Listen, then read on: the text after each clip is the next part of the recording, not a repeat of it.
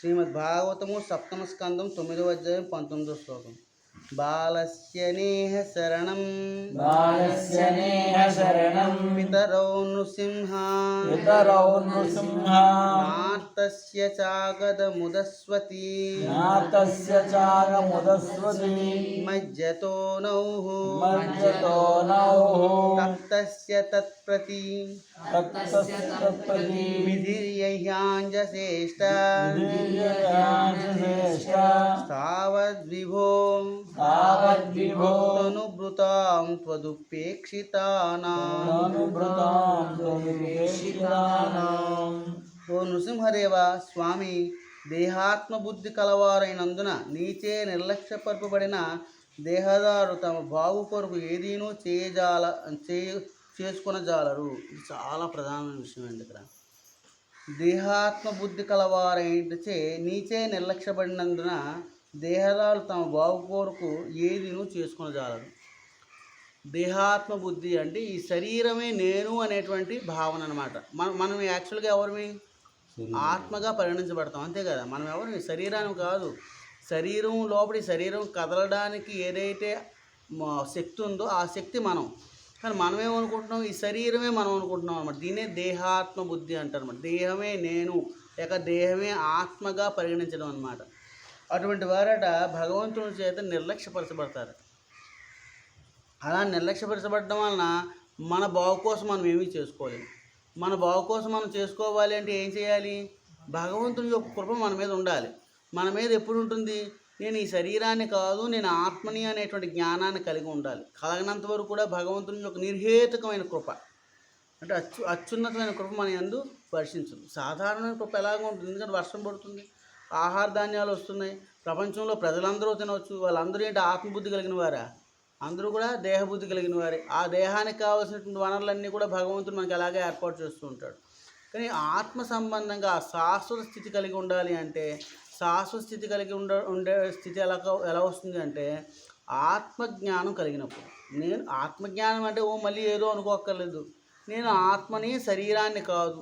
మరి శరీరాన్ని అన్నప్పుడు ఏ పనులు చేస్తున్నాను? నేను ఈ శరీరాన్ని బాగు కోసం, ఈ శరీర సంబంధాలు, భార్య పిల్లలు లేకపోతే ఇల్లు, వాటి కోసం అనేకమైన ప్రయత్నాలు చేస్తున్నాం. అసలు క్షణం తీరికుండదు మనకి. మరి ఈ ప్రయత్నాలు చేసి మరి ఆత్మస్థితి అంటే ఏమిటి? ఆత్మజ్ఞానం అంటే ఏమిటి?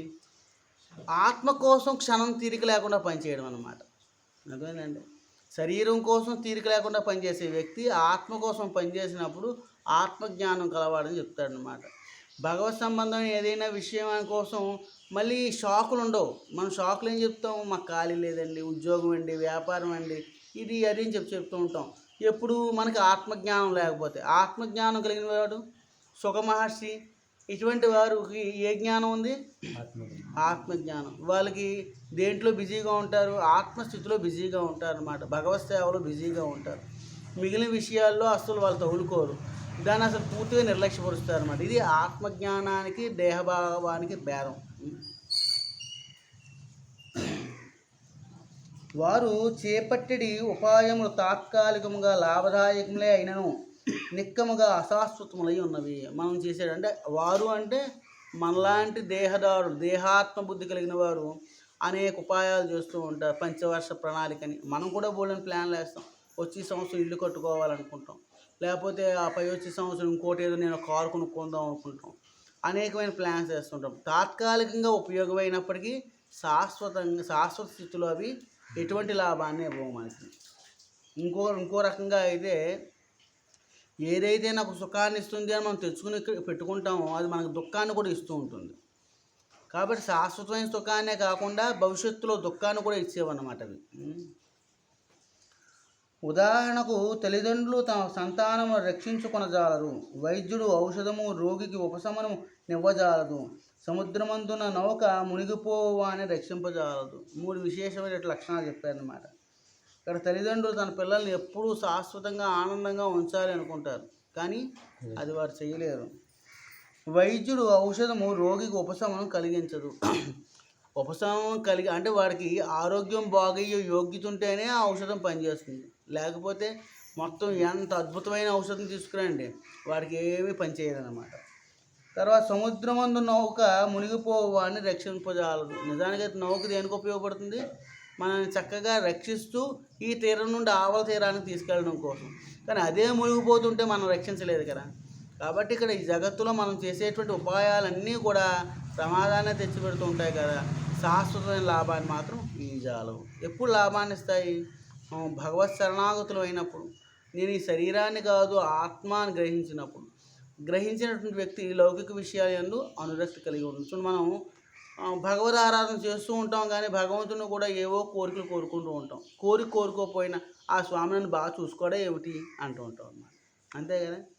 సో ఇటువంటి భావన ఏదైతే ఉందో ఇది దేహ భావన. అటువంటి వాడు భగవంతుడి చేత నిర్లక్ష్యపరపడు, అంటే శాశ్వత స్థితిని ఈడవాలి. అతనికి నిర్లక్ష్యపరచడం అంటే మనకి ఇవ్వడం మానేస్తాడని కాదు.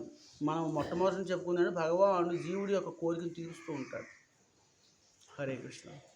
శ్రీల ప్రభుపాదకి జై, గౌర్ నితాయకి జై.